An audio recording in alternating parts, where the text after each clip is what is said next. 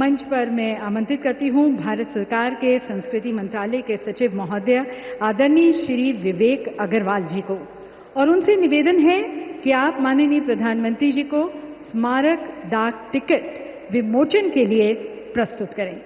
देवी सज्जनों, आज जब हम देवी अहिल्याबाई होलकर जी की 320 जयंती मना रहे हैं, ये दिन केवल इतिहास के पन्नों को पलटने का नहीं, बल्कि उस दर्शन को भी, उस व्यक्तित्व को, उस चेतना को अमर करते हुए आधुनिक भारत की शक्ति बनाना है। और ये ऐतिहासिक क्षण, ये डाक टिकट उनकी पुण्य गाथा को अमृत करेगी। इतिहास में इस विशेष स्मारक डाक टिकट के माध्यम से आने वाली पीढ़ियां भी उनके विचारों, कार्यों और योगदान से अवगत हो सकेंगी। स्क्रीन पर भी आप देख सकते हैं। और अब सचिव संस्कृति मंत्रालय श्री विवेक अग्रवाल जी को मैं पुनः आमंत्रित करती हूं। उनसे निवेदन है कि माननीय प्रधानमंत्री जी को स्मारक सिक्का विमोचन के लिए आप प्रस्तुत करें। देवी सज्जनों, देवी अहिल्याबाई जी की 300वीं जयंती पर यह 300 रुपये का सिक्का संस्कृति मंत्रालय भारत सरकार द्वारा जारी किया जा रहा है। इस सिक्के के मुख्य भाग पर मध्य में अशोक स्तंभ का शीर्ष है और नीचे सत्यमेव जयते लिखा है, और पृष्ठ भाग के मध्य में देवी अहिल्याबाई का चित्र बना है। माननीय प्रधानमंत्री जी स्मारक टिकट और इसके साथ साथ स्मारक सिक्का का जारी करते हुए, देवी सज्जनों, माननीय प्रधानमंत्री जी ने हमेशा से कहा है, विकसित भारत के लिए विरासत भी, विकास भी, प्रगति भी, प्रकृति भी, और इन दोनों का समावेश करते हुए मध्य प्रदेश के समग्र और सतत विकास की दिशा में आज माननीय प्रधानमंत्री जी के कर कमलों द्वारा 3 नई परियोजनाओं का लोकार्पण व शिलान्यास किया जाएगा। सबसे पहली परियोजना है अटल ग्राम सुशासन।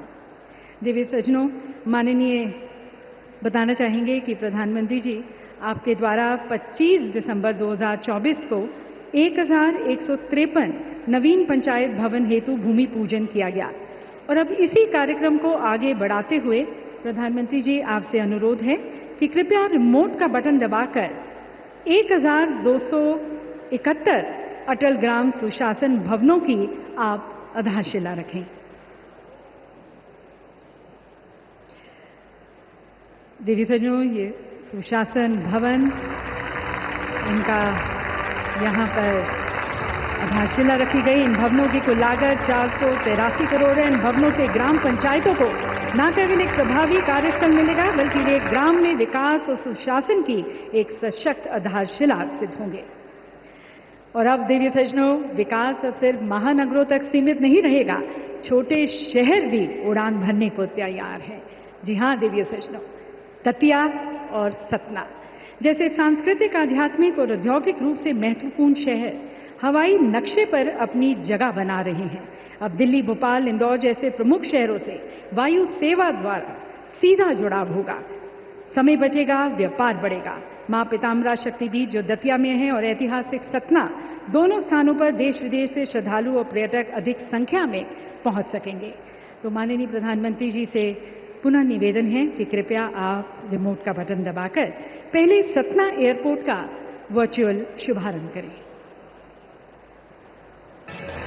आप सभी को बहुत बहुत बधाई देवी सज्जनों, यहाँ पर सतना एयरपोर्ट का वर्चुअल शुभारंभ। और आपको अब लाइव ले चलते हैं वहाँ पर एयरपोर्ट पर, और जहाँ पर हमारे साथ हैं हमारे केंद्रीय नागरिक उड्डयन राज्य मंत्री श्री मुरलीधर मोहोल जी, श्री दिलीप जायसवाल जी, माननीय राज्य मंत्री मध्य प्रदेश शासन, साथ में संसद सदस्य सतना श्री गणेश सिंह जी।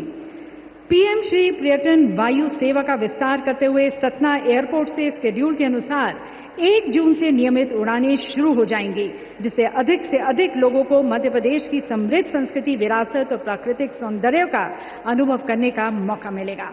और अब माननीय प्रधानमंत्री जी से निवेदन है कि रिमोट का बटन दबाकर आप दतिया एयरपोर्ट का भी अपने कर कमलों द्वारा शुभारंभ करें।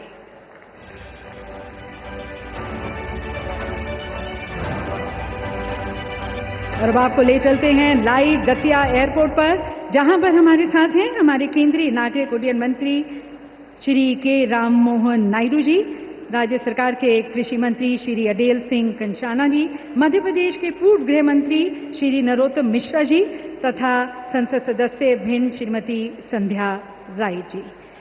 इस दतिया एयरपोर्ट के आने से दतिया को एक उभरते हुए टूरिज्म हब के रूप में पहचान मिलेगी।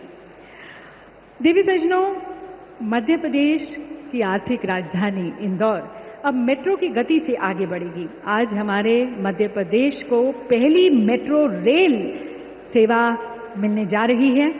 इसका संपूर्ण कॉरिडोर 31.32 किलोमीटर है, जिसमें 28 स्टेशन शामिल हैं और कुल लागत लगभग 7,500 करोड़ रुपए है।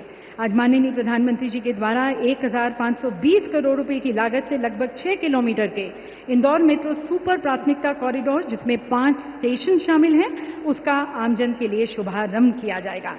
माननीय प्रधानमंत्री जी से निवेदन है कि आप अपने कर कमलों द्वारा एक बार पुनः रिमोट का बटन दबाकर इंदौर मेट्रो का प्रधानमंत्री जी लोकार्पण करें।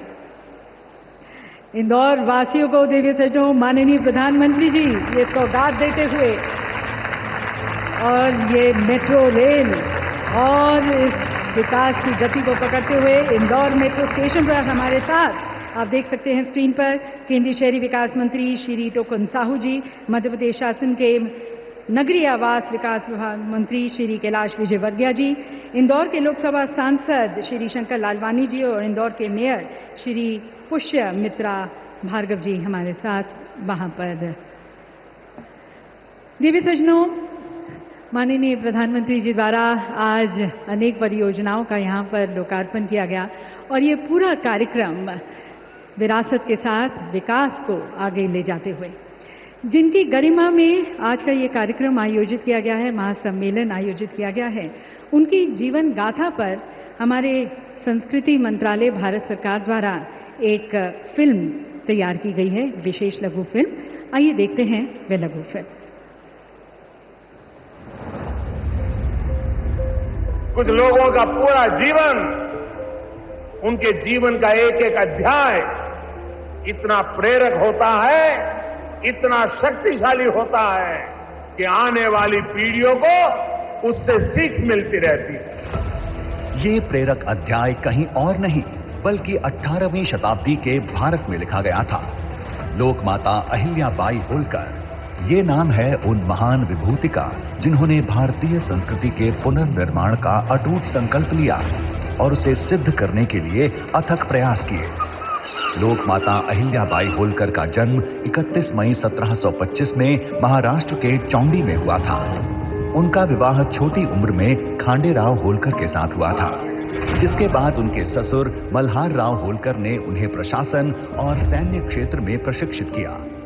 लेकिन छोटी उम्र में उन्हें बेहद संघर्ष का सामना करना पड़ा जब उनके पति खांडेराव होलकर की युवा आयु में मृत्यु हो गई। पति की मृत्यु के बाद रानी उनकी चिता के साथ सती होने जा रही थी, लेकिन तभी उनके ससुर मल्हार राव होलकर ने उन्हें रोक लिया और लोकमाता अहिल्याबाई के जीवन को एक नई दिशा दिखाने का कार्य किया। यही वो मोड़ था जहां से अहिल्याबाई का लोकमाता अहिल्याबाई होलकर बनने का सफर शुरू हुआ।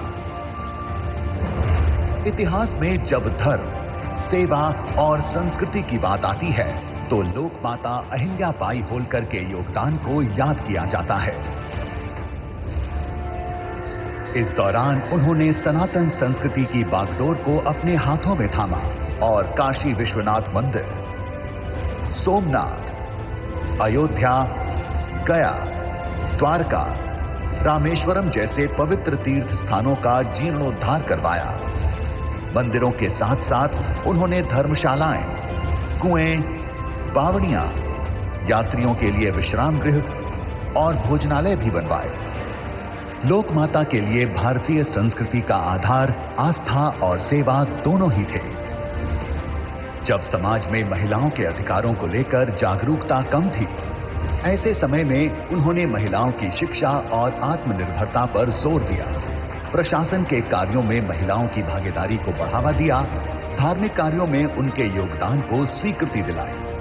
उन्होंने महिला सशक्तिकरण की दिशा में कई कार्य किए, साथ ही सामाजिक सुधार के कार्यों में महिलाओं को समानता दिलवाई। लोकमाता की सोच बेहद दूरगामी थी। वे जानती थीं कि एक राज्य के विकास और विस्तार के लिए उद्योग की कितनी अहम भूमिका है। महेश्वर, जो उनकी राजधानी थी, वहां उन्होंने बुनकरों को प्रोत्साहित किया और उनके संरक्षण में जन्मी महेश्वरी साड़ी। कहा जाता है कि उन्होंने खुद इसके डिजाइन और रंगों का चयन किया था, जिसमें नर्मदा की तरंगों, महेश्वर के घाटों और मंदिरों की प्रेरणा झलकती है। आज भी महेश्वरी साड़ी सिर्फ एक वस्त्र नहीं, बल्कि भारत की संपन्न बुनाई परंपरा की पहचान है। उनके इस अतुलनीय योगदान को स्मरणीय बनाए रखने के लिए सरकार द्वारा देवी अहिल्या सम्मान पुरस्कार एवं पुण्य श्लोक अहिल्या देवी होलकर महिला स्टार्टअप योजना जैसी कई योजनाएं और कार्यक्रम देश भर में संचालित किए जा रहे हैं। आज उनकी 300वीं जयंती के अवसर पर हम लोक माता अहिल्या बाई होलकर को विनम्र श्रद्धांजलि अर्पित करते हुए शत शत नमन करते हैं।